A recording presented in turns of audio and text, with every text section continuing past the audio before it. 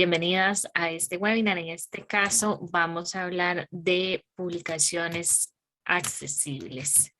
Entonces, les voy a compartir mi pantalla por acá y a continuación esta es la agenda que vamos a tener el día de hoy. Ahorita estamos en la parte de bienvenida e introducción. Vamos a repasar de nuevo los conceptos básicos de accesibilidad digital y comunicación inclusiva, por si no los han visto en los otros webinars. Y también vamos a ver ya propiamente las recomendaciones para hacer publicaciones accesibles en redes sociales y el cierre que va a ser a eso de las 2 de la tarde. Entonces, cuando hablamos de accesibilidad digital, hablamos de un producto o un servicio digital que puede ser utilizado por la mayor diversidad de personas en la mayor diversidad de contextos, independientemente de sus características y de sus condiciones. ¿Esto qué quiere decir? Bueno, que todas las personas deberían poder utilizar la web, deberían de poder utilizar todos sus productos y servicios sin restricciones. Por ejemplo, una persona con discapacidad visual es totalmente libre de ver el video o la película que quiera sin que esto implique una restricción en el acceso a la información. Lo mismo sucede con, por ejemplo, la población sorda. Debería poder utilizar o ver alguna película y garantizarse su acceso a la información por medio de subtitulado o interpretación en lengua de señas. Pero también, por ejemplo, las personas con baja conectividad a Internet deberían siempre tener acceso a toda la información que se publica, porque debería de estar esta información accesible incluso para conexiones bajas. Por ejemplo, las imágenes deberían de tener un texto alternativo para que esta población con baja conectividad a Internet pueda acceder a esa información. Entonces, eso es accesibilidad digital. Es hablar de construir una web, de construir un entorno digital para todas las personas, independientemente de si las personas revisan la web en su computadora o en su celular, si la revisan en la casa, en el bus, en la calle, etcétera. Todas las personas deberían de tener este acceso y eso se garantiza mediante la accesibilidad digital. Ahora bien, en relación con la comunicación inclusiva, hablamos de comunicación inclusiva en dos sentidos. En la gestión adecuada de los mensajes, es decir, en nuestro discurso para incluir a la mayor diversidad de personas, incluirlas, por supuesto, desde el respeto hacia sus derechos, ¿verdad? Con un lenguaje y un discurso adecuado, un lenguaje y un discurso desde el enfoque de derechos humanos hacia todas las poblaciones.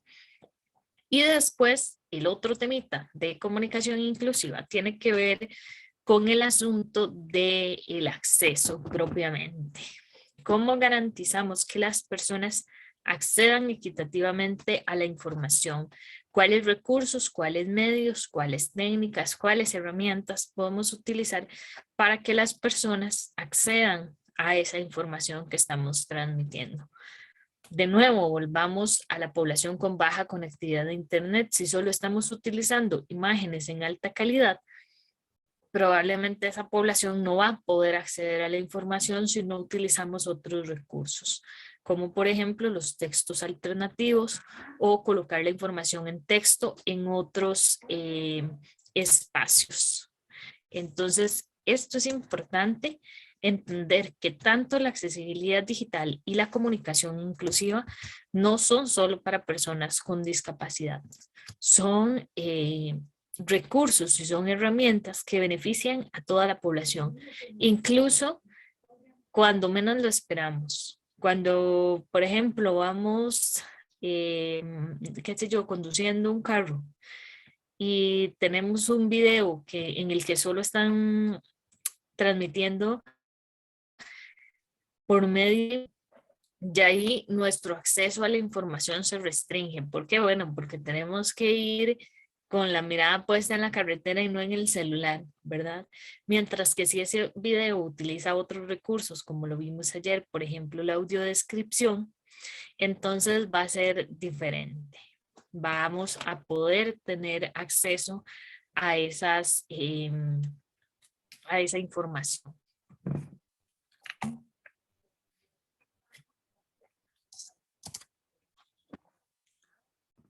Ahora, teniendo claros estos conceptos que hemos repasado no solo hoy, sino a lo largo de estas sesiones, vamos a entrar directamente a hablar de las recomendaciones para hacer publicaciones accesibles. Es importante, antes de entrar a esta parte, mencionarles que se deben aplicar todas las recomendaciones y ahorita las vamos a repasar de manera muy breve, todas las recomendaciones que hemos visto estos días de principios básicos de accesibilidad digital y sobre todo las que vimos ayer de cómo generar multimedia accesible.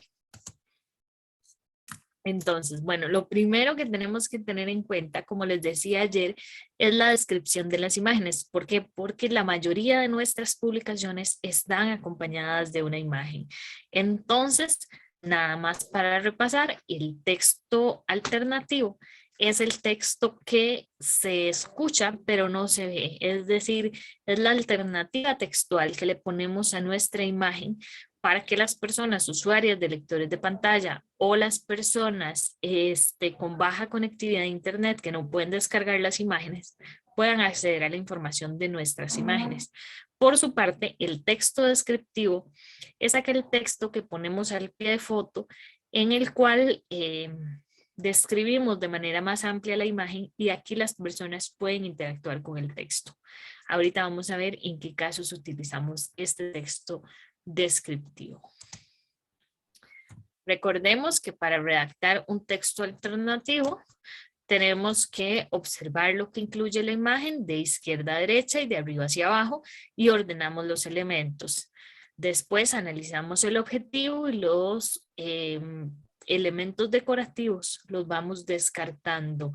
Recuerden que es importante descartar elementos decorativos como tipo de fuente, colores, etcétera, puesto que generalmente estos detalles no son relevantes. Luego redactamos la descripción de manera breve y de manera fácil de comprender. También evitamos frases como descripción de imagen, en la imagen se encuentra, en la imagen se observa, etcétera. Estas frases, bueno, son redundantes porque ya cuando las personas usuarias de lectores de pantalla se posicionan sobre la imagen, el lector de pantalla nos va a decir que es una imagen. Entonces, poner estas frases es redundante, pero además nos ocupan espacio en nuestra descripción de imagen. Aquí, si la imagen tiene muchos datos como horarios o fechas, aquí es donde usamos el texto descriptivo. Vean que en el ejemplo que tenemos, viene la descripción, es un enlace que remite a un documento en Google Drive. Entonces, cuando la imagen contiene muchos datos como horarios, fechas, o a veces hacemos un comunicado súper grande y lo publicamos ahí en un pantallazo, entonces ponemos el documento o la información en una versión accesible. Eso es muy importante, tiene que ser en una versión accesible en un enlace. ¿Qué pasa si ponemos este enlace en el texto alternativo? Bueno, la persona no lo va a poder abrir. ¿Por qué? Porque el texto alternativo no se puede interactuar, solo se puede escuchar. Mientras que si lo ponemos en el texto descriptivo, así como está en esta imagen que dice descripción de imagen y ahí viene el enlace, ahí sí la persona lo va a poder interactuar, va a poder cliquear sobre el enlace y va a poder abrirlo y acceder al documento.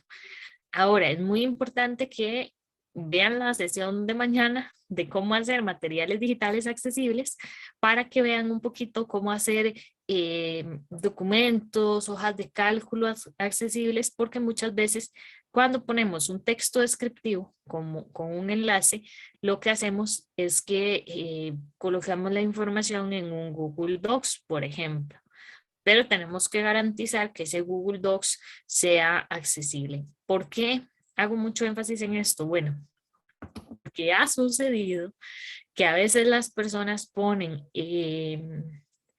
información accesible en el siguiente enlace.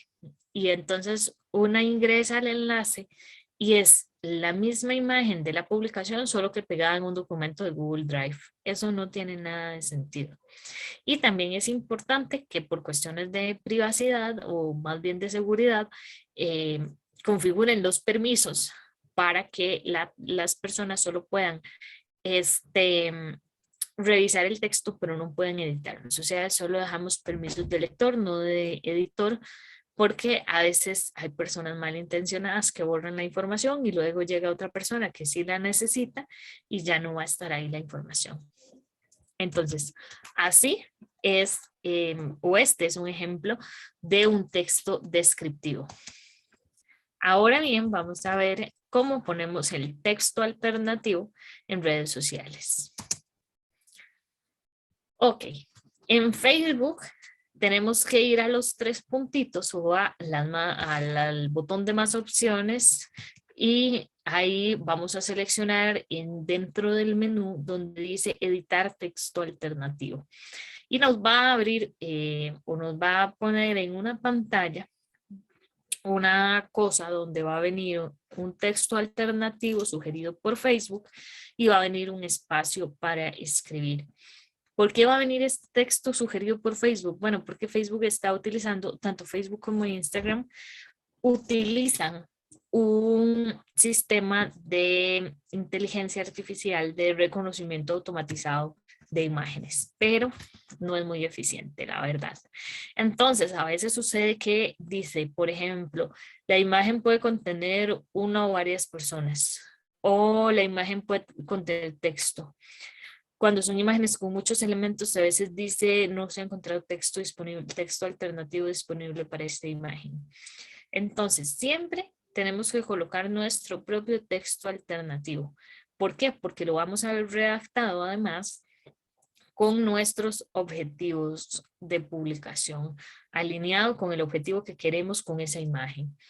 Entonces, esa es la forma de colocarlo en Facebook. Acá está cómo lo ponemos en Facebook App, ¿verdad? Y cómo se ve el texto alternativo también en la aplicación de Facebook. Ahí en editar texto alternativo.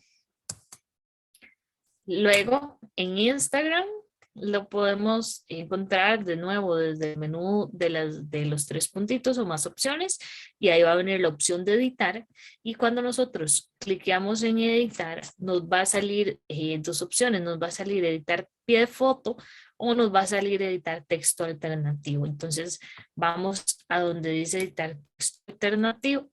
Aquí, a diferencia de Facebook, no salen dos cuadritos aparte, sino que sale el mismo cuadrito con el texto alternativo. Tenemos que borrar y colocar nuestro propio texto alternativo. Es importante que sepan que esto solo aplica para las publicaciones, para las historias no aplica. Y además, que podemos, pues, en Facebook y en Instagram podemos agregar este texto alternativo durante la creación de la publicación o cuando ya hemos publicado. No así en Twitter. En Twitter tenemos que hacerlo desde el momento en que estamos publicando, si no, no funciona.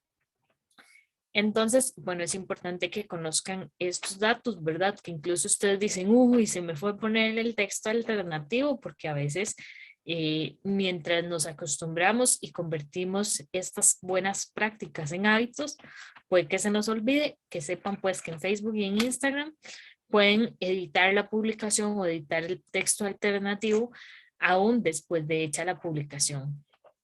También es importante que sepan que esto se puede realizar solo en las publicaciones donde nosotros somos quienes subimos la foto. Si nosotros compartimos la foto o el meme o la imagen de otra persona, ya no lo podemos agregar. Tenemos que agregarlo desde nuestra publicación en el texto descriptivo.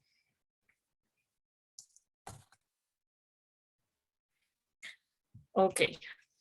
En Twitter, cuando subimos la foto, nos va a salir un botón que dice editar o agregar descripción o alt o agregar texto alternativo, nos va a salir una opción ahí después de que cargamos la imagen. Antes de publicarla, eso sí, ya cuando la publicamos no podemos cambiar este texto alternativo, como les decía anteriormente.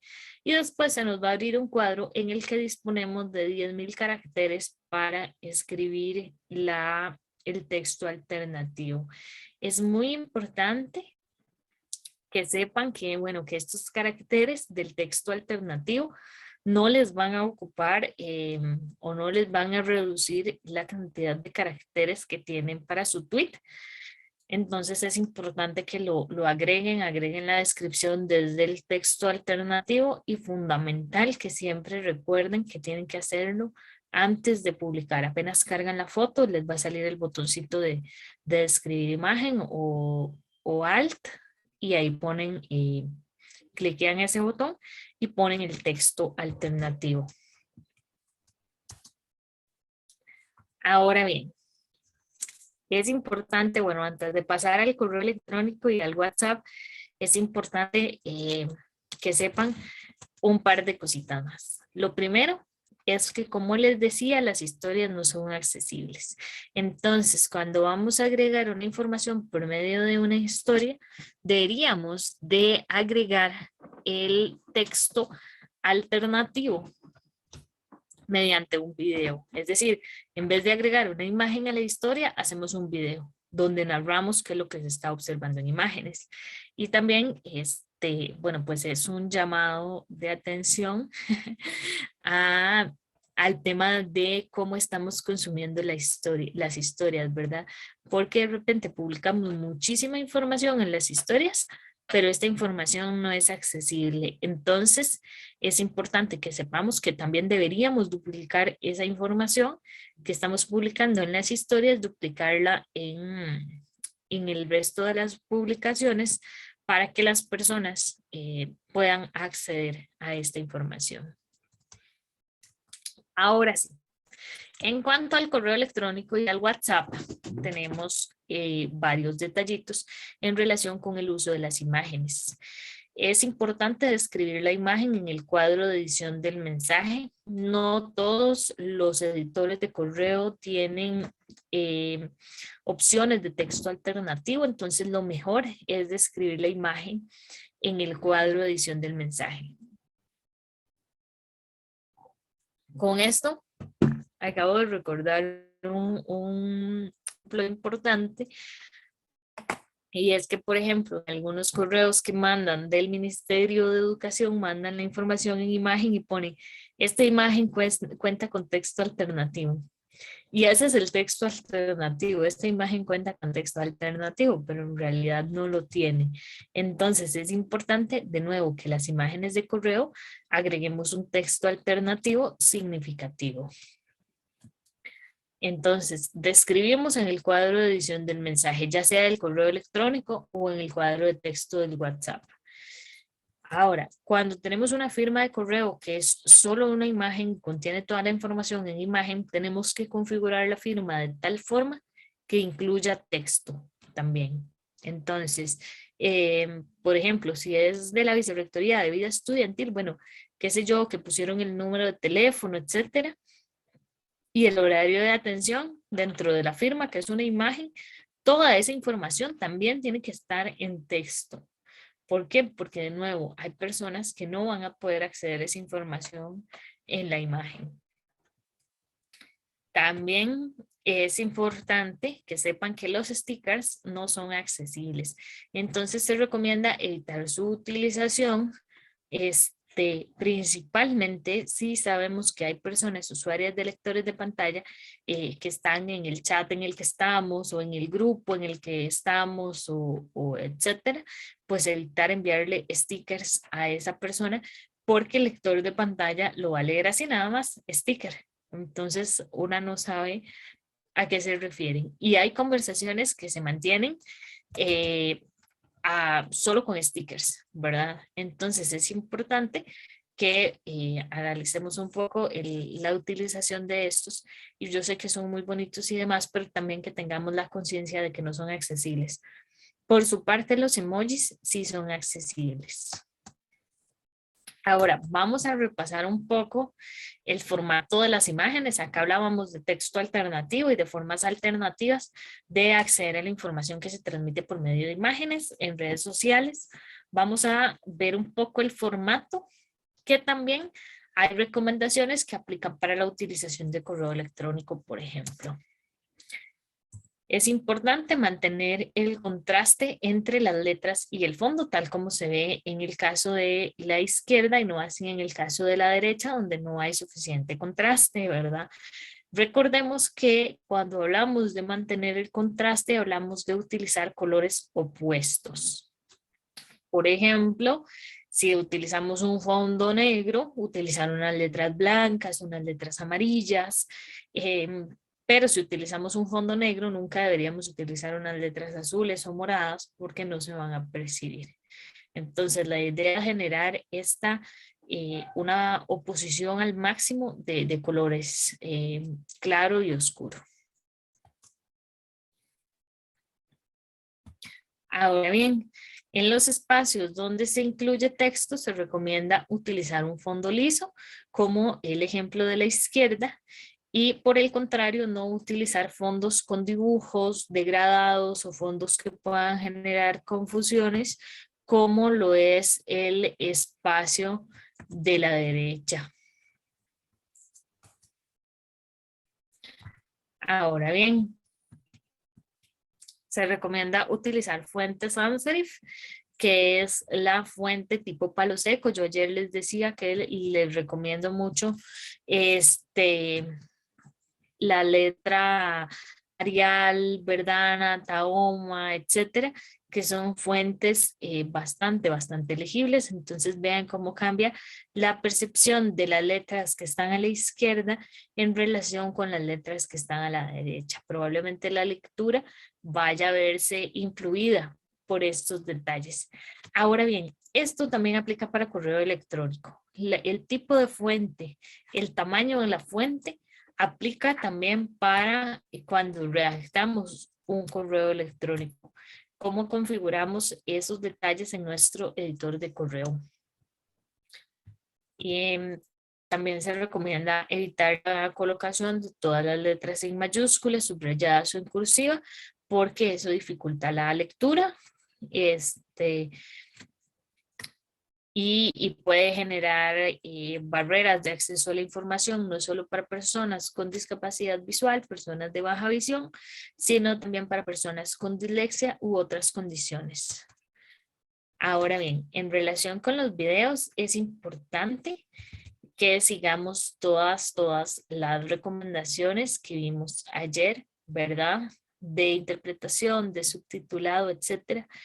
Y sobre todo que si vamos a insertar un video dentro del cuerpo del correo, podamos etiquetarlo como tal, podamos decir a continuación un video, porque si no puede que se nos dificulte un poco este acceso. Y va a reproducir este video, sin embargo, bueno, pues por cuestiones de tiempo no lo voy a hacer, pero pueden consultarlo en la sesión de ayer también. Ahora bien, es importante describir el video también. ¿Cómo lo describimos? Bueno, mediante la audiodescripción, que es aquella voz en off que nos va diciendo qué es lo que va sucediendo en el video. eh, o también podemos, pues, cuando ya estamos utilizando un video eh, que ya fue creado por otras personas y que no le incluyeron la audiodescripción, pero queremos publicarlo en nuestras redes sociales, entonces agreguemos el tema de la descripción de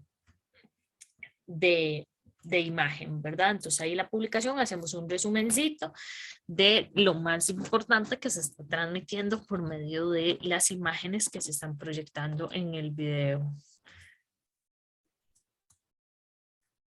Ahora bien, hablemos de videoconferencias, que es un tema muy interesante porque últimamente, bueno, la pandemia nos ha obligado a utilizar estas plataformas, ¿verdad? Para encuentros, para capacitaciones, etcétera.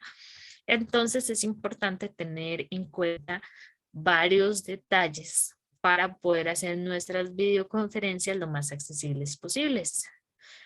Es fundamental que ustedes sepan que los lectores de pantalla no reconocen el contenido de las pantallas compartidas. Entonces, en este caso, mi lector de pantalla sí reconoce ese contenido porque yo soy la que está compartiendo la pantalla y estoy utilizándola desde el PowerPoint. Pero en el caso de que otra persona comparta el contenido, no va a ser accesible para mí porque es una pantalla dinámica que el lector de pantalla no va a reconocer. Entonces, teniendo esto claro, es importante que siempre, siempre, siempre se describa el contenido de la pantalla compartida. Y no es necesario decir, en esta diapositiva estamos observando un texto que dice tal o cual cosa, sino ir verbalizando más bien toda la información que se está presentando justamente para que la población reciba este acceso. Porque imagínense que cómo se percibe el contenido de una pantalla compartida en dispositivos con pantallas pequeñas. A veces no se percibe, ¿verdad? Entonces también tenemos que generar y transmitir esta información por medio de la descripción, por medio de la voz, para que puedan las personas acceder a ella. Ahora bien, si utilizamos o compartimos enlaces o archivos en el chat, ya sea de Zoom, de Teams o de otra plataforma que estemos utilizando, es importante que también si tenemos los datos de nuestra audiencia, los enviemos por otros medios. ¿Por qué? Porque no siempre las personas pueden acceder al chat. A veces acceder con lectores de pantalla se vuelve un poco tedioso. Por ejemplo, descargar archivos de Zoom por medio de un lector de pantalla, del descargar archivos del chat de Zoom, no es tan accesible. Entonces necesitamos pues garantizar otros medios de acceso a esa información. Es importante activar las herramientas de subtitulado y por supuesto estar verificando que los subtítulos queden en español y que queden bien. Cuando hacemos subtitulado automático, corremos el riesgo de que los subtítulos no queden bien.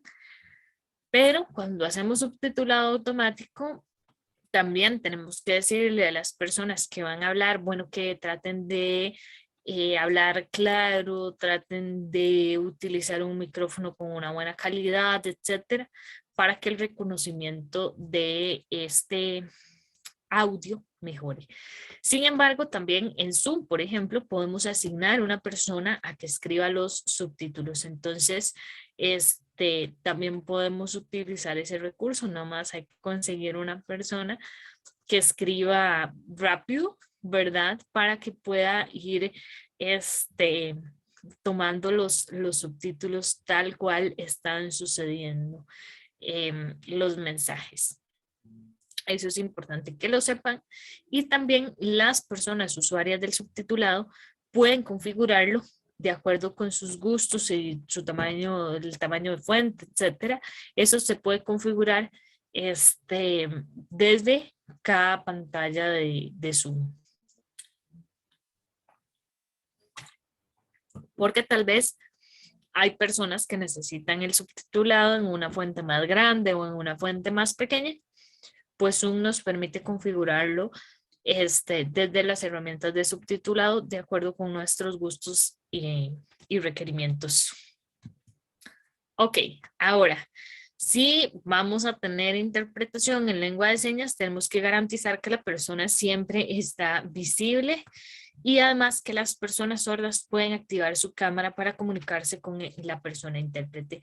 ¿Por qué? Porque a veces, qué sé yo, la intérprete tiene problemas de conexión y no se está comprendiendo el mensaje porque se está pegando el video. Entonces la persona sorda es la que le va a decir, mira, pues no lo estoy logrando, no estoy comprendiendo el mensaje o te estás pegando, etcétera. Pero para eso es importante que garanticemos que puede existir una comunicación entre las personas sordas y la persona intérprete. Y esto se garantiza solo si permitimos que las personas sordas puedan activar su cámara, porque a veces es muy sencillo simplemente decir, no, tenemos intérprete y que nadie prenda la cámara, pero a veces eso genera barreras de accesibilidad. ¿Ok? Entonces, también tenemos que, cuando vamos a grabar la sesión, tenemos que fijar a la persona en pantalla, de la persona intérprete, para que se pueda incluir la interpretación en la grabación. Ok. También cuando vamos a hacer preguntas, tenemos que garantizar que las personas pueden abrir sus micrófonos y preguntar mediante la voz y no solo mediante el chat, porque hay personas que van a tener restricciones para acceder al chat o para escribir dentro del chat y enviar la pregunta a tiempo. Entonces, es necesario también que habilitemos esta opción de que al menos para el momento de las preguntas, las personas puedan abrir sus micrófonos y puedan consultar. Es importante también que traten de, fue un detallito que se me fue a decirles anteriormente con los videos, cuando suben los videos a redes sociales, si van a utilizar el subtitulado automático, por ejemplo en Facebook, cuando se usa el subtitulado se desactiva la voz. Entonces, tratemos de que ya el producto que subimos ya tenga el subtitulado y no que sea la red social la que se lo agregue, porque de nuevo es automatizado y no siempre puede quedar bien. Entonces siempre es importante revisarlo. Pero eso era en relación con los videos. También cuando hacemos videoconferencias tenemos que tratar de que sean de fácil acceso, ¿verdad? Entonces a veces en Zoom mandan la invitación con un montón de detalles innecesarios como los códigos numéricos, que es una lista enorme, y eso más bien podría confundir a las personas que van a participar de la sesión y no sabrían cómo ingresar o se les dificultaría un poco más el ingreso. Entonces tratemos de enviar invitación con nombre de la actividad, hora, enlace y el ID y la contraseña por aquello. Pero no enviar mucho más detalles de eso, cortemos todo lo demás para que no se sature el mensaje y la persona pueda acceder de manera fácil a la información que se contiene en esa invitación. Y bueno,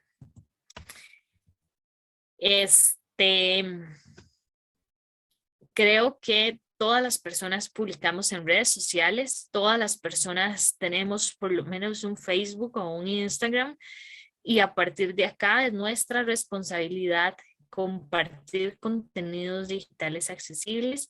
No cuesta nada a nivel económico. Vean que las redes sociales tienen herramientas para poner audiodescripción, no texto alternativo.